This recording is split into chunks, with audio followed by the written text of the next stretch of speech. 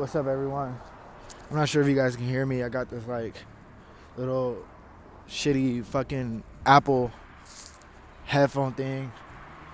But anyway, today what I wanted to talk to you guys about was this thought I was having while on my way home from work, and just kind of like throughout the morning, where I realized that, you know, if you're a part of this collective, if you're somebody like me, is that we struggle a lot with like self-preservation, self-love, self-anything really. It seems like people in my collective, our journey was first, or at least for me, I'm not sure where everybody is in their journey, but my journey first was to realize how people in my life were affecting me, and affecting my emotions, and how I allowed certain thoughts that they had, certain energies that they had about me to affect how I felt about me, and all the way up to the things that I thought I wanted to do in my life, and all the things that like I view myself as. Now I'm in a space where I'm, I understand that people are affected. I think first what it was like to acknowledge that was happening, to acknowledge that we are a type of person, that we are the people who are empathic, acknowledging that we are people who pick up on other people's energies and are affected by other people's energies. That was first and foremost, at least for me, into this new cycle that I'm going through right now, where it's like,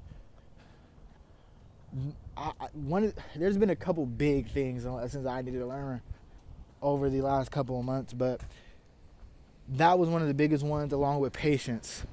And I think they work hand in hand, and it kind of brings me into my point. So like I don't want to call him a coworker, but like, yeah, one of my coworkers had asked us, like, what do you guys do for self-care? Because, in my profession, I do work with kids, so they, it was a valid question, like, how do you, like, what do you do on your free time when you're not with the kids to kind of like, keep yourselves like feeling good about yourselves and, motivated? And everybody else had an answer. They said like naps, gym. And, I do those things, but I do all those things, but it's like, for some reason, when I do those things, how other people feel about me is still on my mind sometimes. Or, that thought, the draining thoughts are still on my mind sometimes. And I don't even really look at those things as self-care. I look at those things as just things that you do, right? And, I feel like, once again, if you're listening to this, I'm assuming you're one of those people like me who are very hard on themselves. And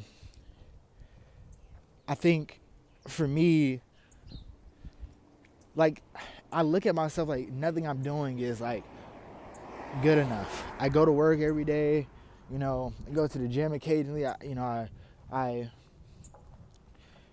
meditate. I do all these things. I show up for people. I'd like to think I'm a good person, but it seems like for me, all those things aren't good enough.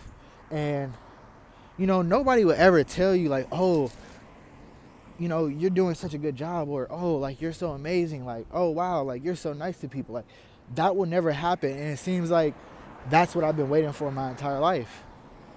So I can realize that, so like, it can finally be said like, oh, Carl, you're doing the right thing, or, you're on the right path. And it's not like it hasn't been said to me, but then again, it's like that still wasn't enough. And thinking about that and putting that in, like, that right there shows you what the problem is. The problem was never like I wasn't getting enough validation. The problem wasn't that I wasn't getting enough satisfaction out of like people, or like people wasn't, showing me the love that I deserve. It's not about fucking people. That's the problem. It's never been about other people. It's been about me. It's been about me. I wasn't showing myself that love. I wasn't showing myself that dedication and care. I wasn't looking at myself as somebody powerful, somebody, that was good. When, although people won't say it, the people around me thought the same thing too, or they think the same thing too. And, I spend so much of my time worrying about like, oh, am I doing this right? Am I doing that right? Did I do this right? Am I making this person happy? And it's like, I don't want to say that it doesn't matter, but it kind of don't matter, especially people like us. Like, we already have the tools. We already are empathic. We already are good people. We already are good friends. Like, we show up for the people in our lives. We do good deeds. We try. We put effort in every day. And I feel like that's all God really asks of us, is to put effort into our own lives, and put effort into giving love, put effort into love. And I think that's what the universe really asks from us, and we have given time and time again. And I think that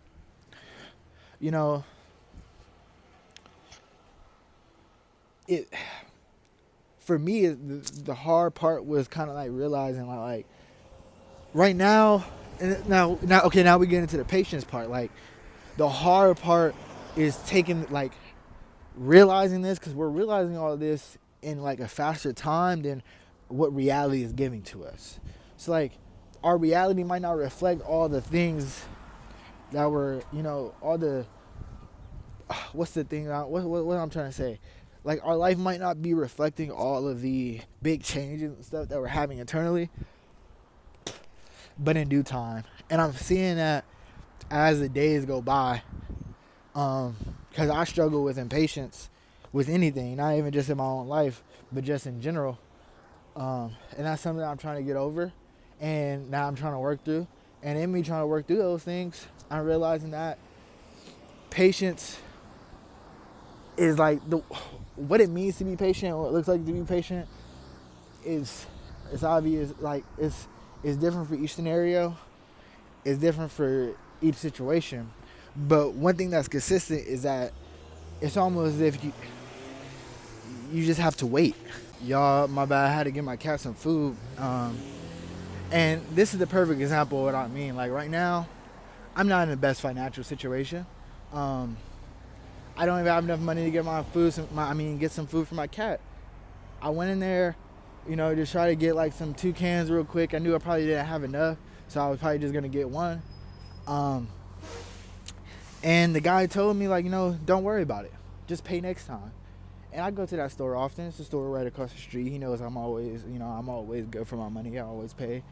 And I think that's right there just another example of what I mean by like showing up every day and knowing that you're doing the right thing, or not even you're doing the right thing, but you just be secure in, how do I say this? Because I'm not just trying to say like, oh, you can be whatever type of shitty person, or you can just do what you're doing and that'll be okay, and not put effort in, because that's not what I'm saying.